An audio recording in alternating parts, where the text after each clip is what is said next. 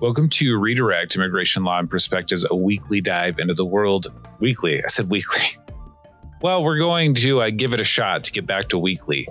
Dive into the world of immigration law and its human consequences. I'm your host, Stephen Robbins. This week, Matthew Archambault. He's in quarantine. Matthew went on vacation and the family came back with a case of COVID-19 and they're vaccinated, and it's got me a little bit freaked out. I've been freaking out low-key about the Delta variant and, increasing numbers and things like that. But yeah, when you have somebody who who's had a breakthrough infection and they were careful, wearing masks, socially distancing when they could, it's a wake-up call. So people, be careful, please. Here in Yakima, we've got like a 40% vaccination rate and a close to 0% masking rate right now. I mean, it's pretty bad. So things are going to get worse unless we do our part. Here's to a quick recovery to Matthew and his family. This week, we are talking to Jorge Baron from the Northwest Immigrant Rights Project. They're a great organization. They're right in the thick of it with the litigating all the big issues, detention issues, the Muslim ban, all this stuff. They're right there at the forefront of all the big immigration battles, and they do really, really good work. He's here to talk about what's going on with DACA, what's going on with potentially having immigration reform slide into the reconciliation bill. There's some reason to be optimistic, and there's also lots of reasons to be cynical. So, it's finding that balance, right? One thing that we talk about is calling your congressperson, getting involved, and making sure they know that you support the DREAM Act and the other immigration legislation in the reconciliation outline. Folks, it's been a frustrating week or so for me professionally. And at the end of the interview with Jorge, I ended up just sort of ranting. And so I think I'll have my producer probably take most of that out. But I just needed a shoulder to cry on. So I feel bad that I kept Jorge around for an extra at least 10 minutes, just complaining about my personal practice and the things I've seen recently. Let's just say that there's plenty of battles to still be fought. The war has not been won. Things are still pretty bad in a lot of ways. And so we need everyone to continue to push for positive changes and basic dignity for immigrants, really. So I hope you enjoy the interview with Jorge. If you like this show, you can subscribe on iTunes, Stitcher, and Spotify. Although there's an issue with our Spotify feed, I got to figure that out. So maybe check us out on the other places first. And then hopefully by next week, I'll have that fixed. Sorry about that. We're also on YouTube, but I'm not sure how to find it.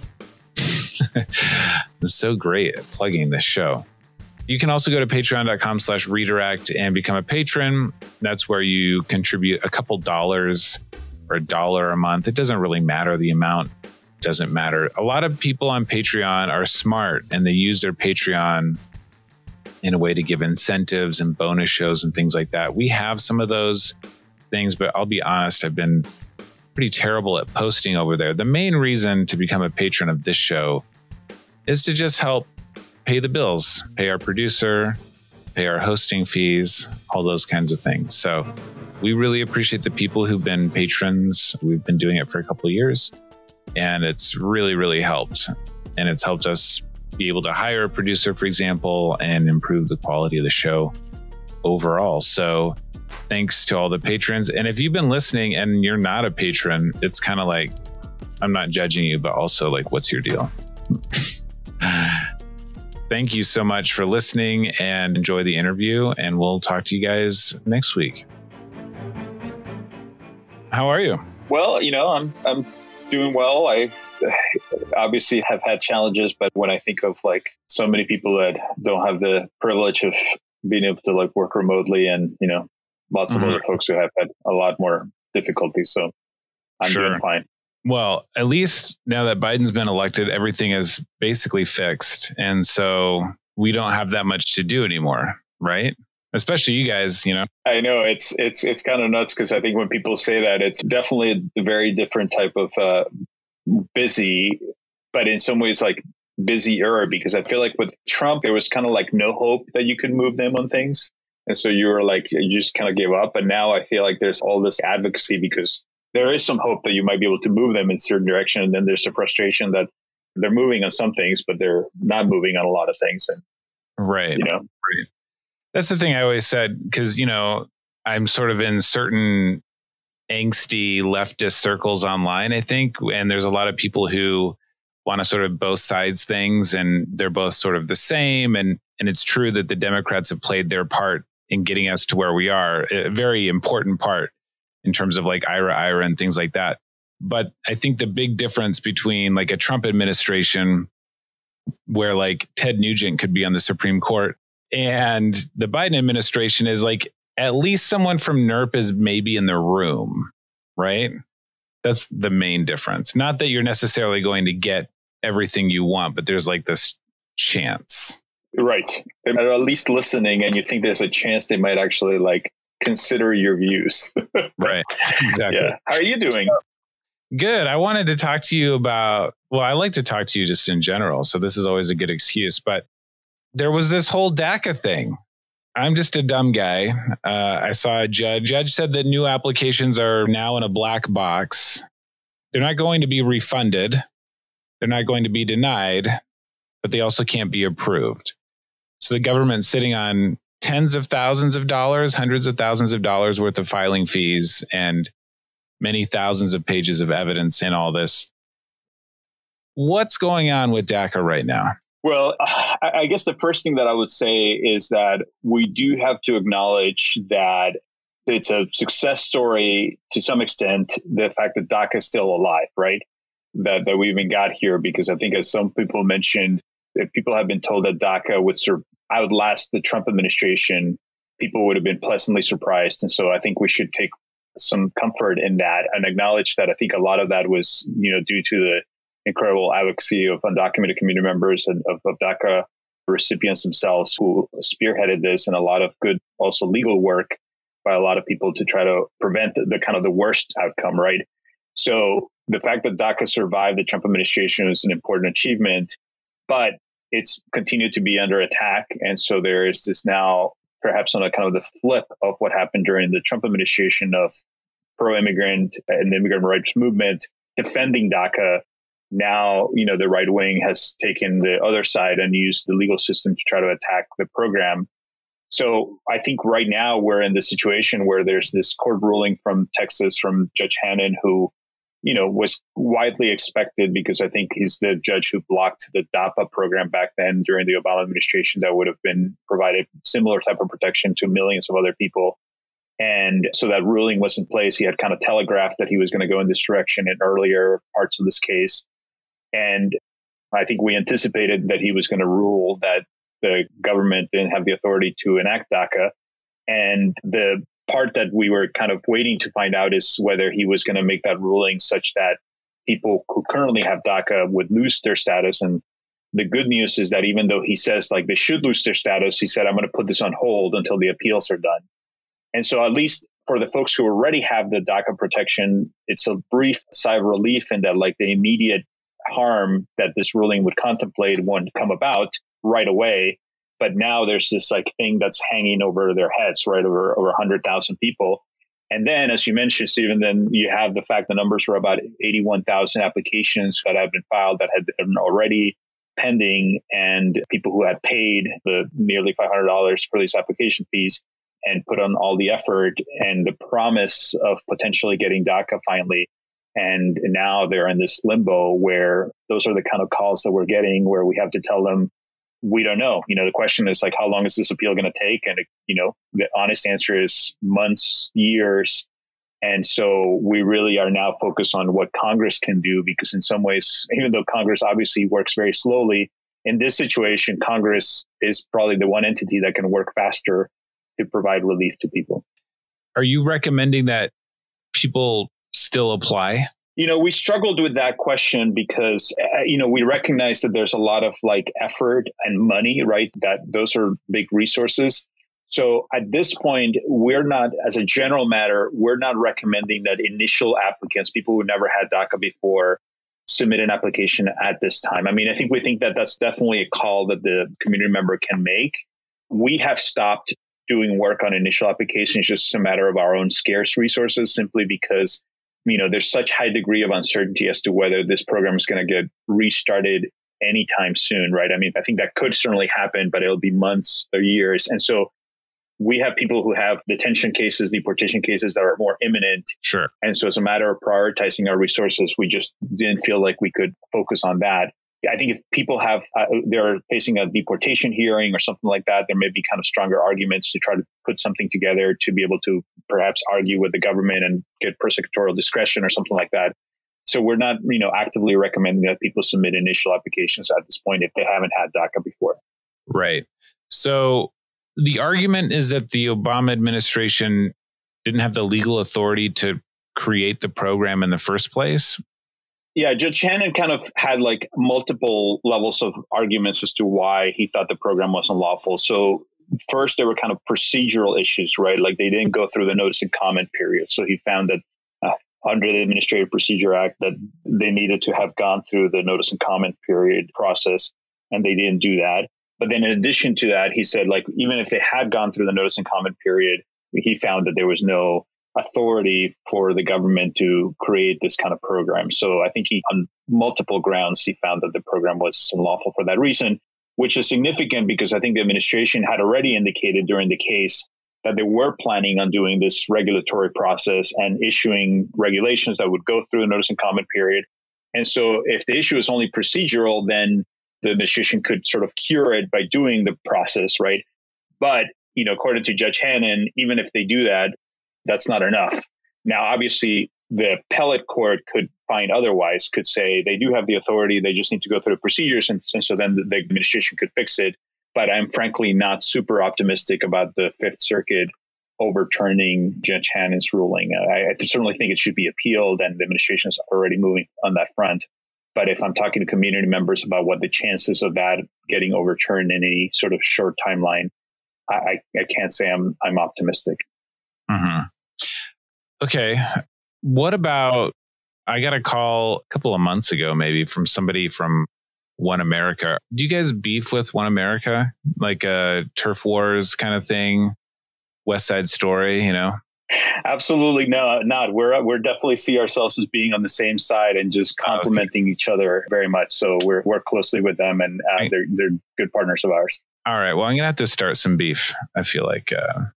But I got a call basically saying, hey, we're aiming to get immigration reform into a reconciliation bill. And I don't want to get into the weeds of what that is and that, it has to be budget related and only needs 50 votes. But the Democrats came out with a framework, I don't know, a week ago or 2 weeks ago, that is reported to include some sort of immigration reform. What have you heard about because there's no text yet, right?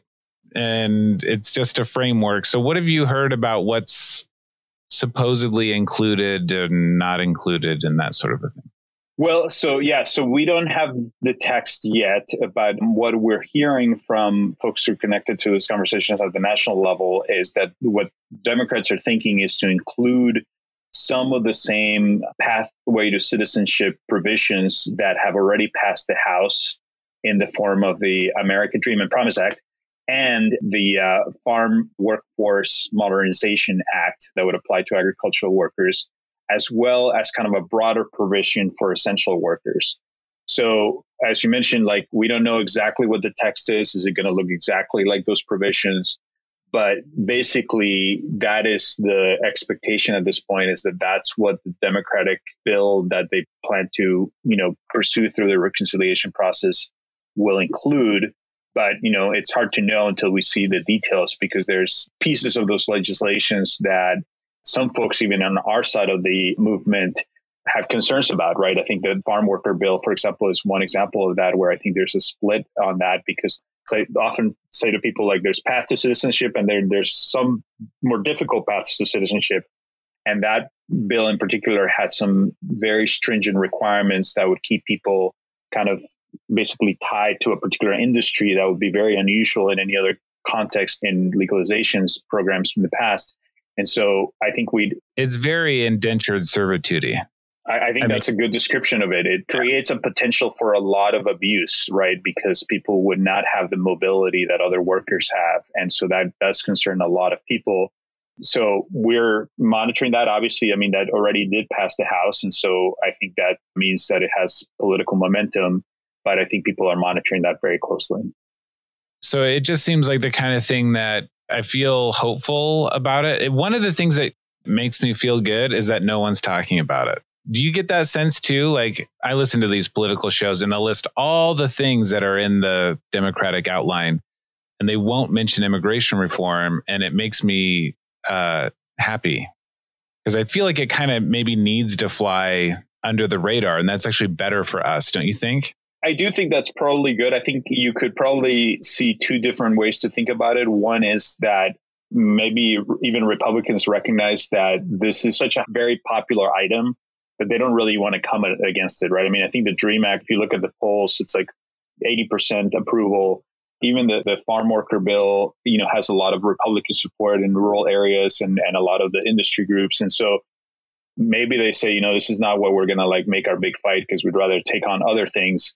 The maybe more cynical perspective might be that Republicans feel fairly confident that this will get stripped out during the process, that the Senate parliamentarian will not allow this to move forward. And so they don't want to make a big deal about it because they actually don't see that this is going to get through. But we're certainly hopeful that this will be the avenue. I mean, it's not the traditional path for this kind of legislation, but I think the problem is that, we're not in a traditional kind of political environment at this point. And there have been so many attempts to try to get things through.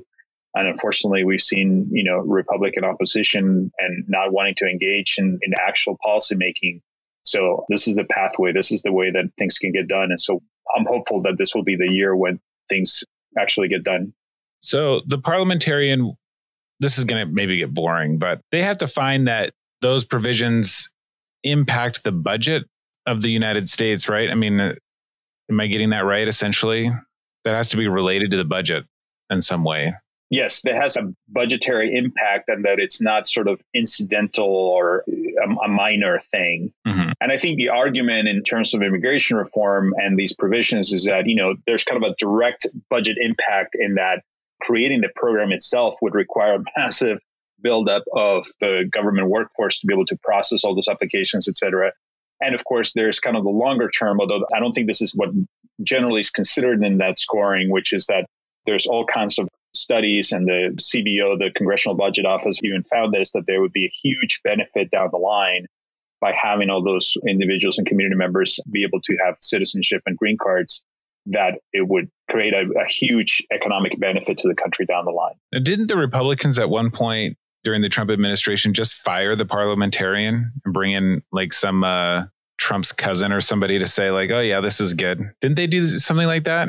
That's one of the things that I think folks on more progressive sides have said, is that the Republicans are always bending the rules and getting around things. And they certainly did that around some of the earlier reconciliation bills, particularly when it comes to like cutting taxes and their attempts to try to undo the Affordable Care Act, which they tried to do multiple times through reconciliation.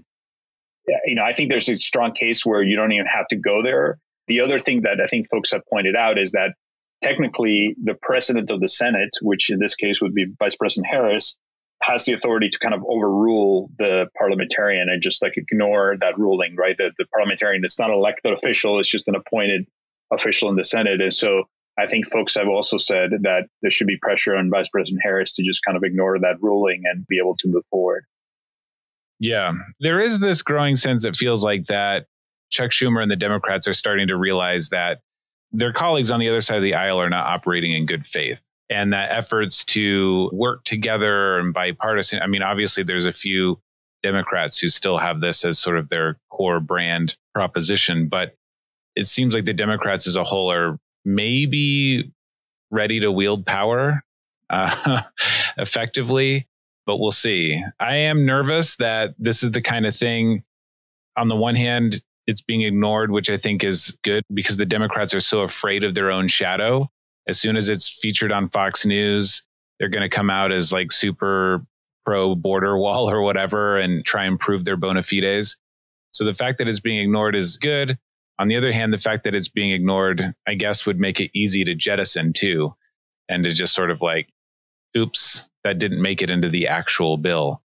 What do you recommend people do, advocates or just regular people like my mom, if they're interested in making this happen? What are the best ways for people to get involved? The general message is that we want people to be engaged with their congressional representatives, right? I think that despite all the folks who are paying a lot of attention to politics, I was looking at the data about how, only like 1 in 3 Americans knows who their congressional representative is, right? So I think there's still a lot more that people can engage. And I think the problem with immigration in some ways is that I feel like what's happening is that like a lot of the representatives and senators only hear from like people on the, I wouldn't say the extremes, but like they hear a lot from people care a lot on one side, care a lot, but not a lot in the middle. And the middle, if you look at the opinion polls, is very supportive of our position, right? Of having something like the DREAM Act, right?